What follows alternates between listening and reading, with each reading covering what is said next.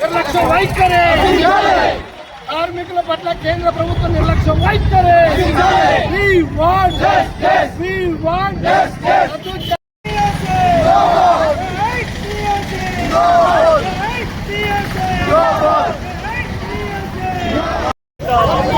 కార్మికుల ఐక్యత. ఇదేమి రాజ్యం, ఇదేమి రాజ్యం, ఇదేమి ప్రభుత్వ రంగ సంస్థల ప్రైవేటీకరణ.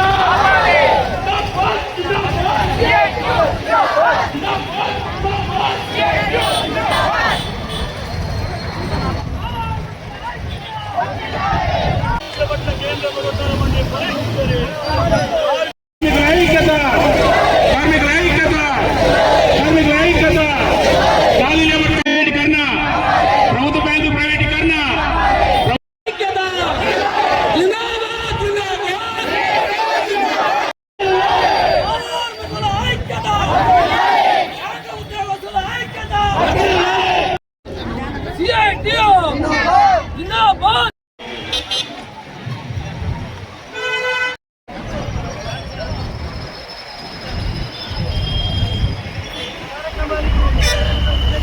దేశవ్యాప్తంగా 15 కార్మిక సంఘాల ఆధ్వర్యంలో మరి సమ్మెకు పిలుపునివ్వడం జరిగింది. ఇప్పటికే బ్యాంకింగ్ రంగము, ఎల్ఐసి రంగము, ఆర్టీసీ రంగము, సింగరేణి, అదేవిధంగా విశాఖ పోర్టు, మరి పోస్టలు, ప్రభుత్వ రంగంలో ఉన్నటువంటి కార్మిక సంఘాలు, అదేవిధంగా అసంఘటిత రంగంలో ఉన్నటువంటి అంగన్వాడీ, ఆయాలు, ఆటోలు, తర్వాత మున్సిపల్ వర్కర్సు, ఆశాలు, అన్ని రంగాల కార్మికులు ఈరోజు రోడ్లు ఎక్కుతా ఉన్నారు.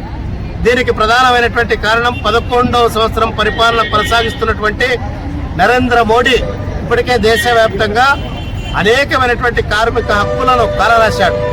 బ్రిటిషర్స్తో పోరాడి సాధించుకున్నటువంటి దాదాపు 44 చట్టాలను మరి ఆయన అన్ని కూడా పాతరేసి 4 కోట్లుగా మార్చాడు.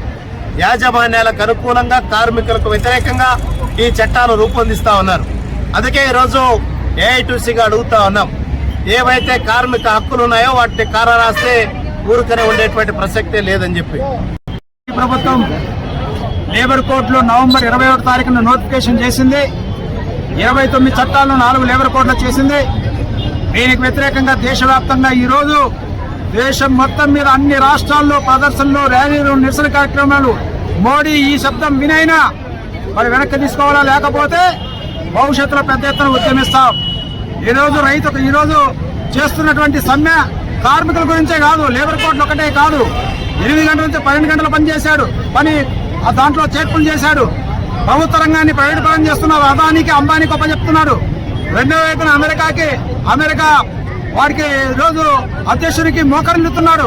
దేశవ్యాప్తంగా కూడా ప్రభుత్వ రంగాన్ని ప్రైవేట్ పరం, ఇప్పటికే రైల్వేలు ప్రైవేట్ పరం చేశారు. బ్యాంకుల ప్రైవేటీకరణ ఆపాలని ఈరోజు ప్రధానంగా అదేవిధంగా రైతులు గిట్టుబాటు ధర కల్పించాలని, ఈరోజు విత్తన సవరణ చట్టం రద్దు చేయాలని, ఈరోజు స్మార్ట్ మీటర్లు రద్దు చేయాలని, 2025 విద్యుత్ సవరణ చట్టం రద్దు చేయాలని, ఉపాధి హామీ చట్టాన్ని యథావిధిగా మన కరువు ప్రాంతాల్లో అంతో ఇంతో పేదవాళ్లకు ఉపాధి కల్పిస్తున్న చట్టాన్ని కూడా నిర్వీర్యం చేసే పద్ధతిలో చట్ట సవరణ చేశారు. దాన్ని పునరుద్ధరించాలని దేశవ్యాప్తంగా జరుగుతుంది. ఈరోజు కదిరి పట్టణంలో కూడా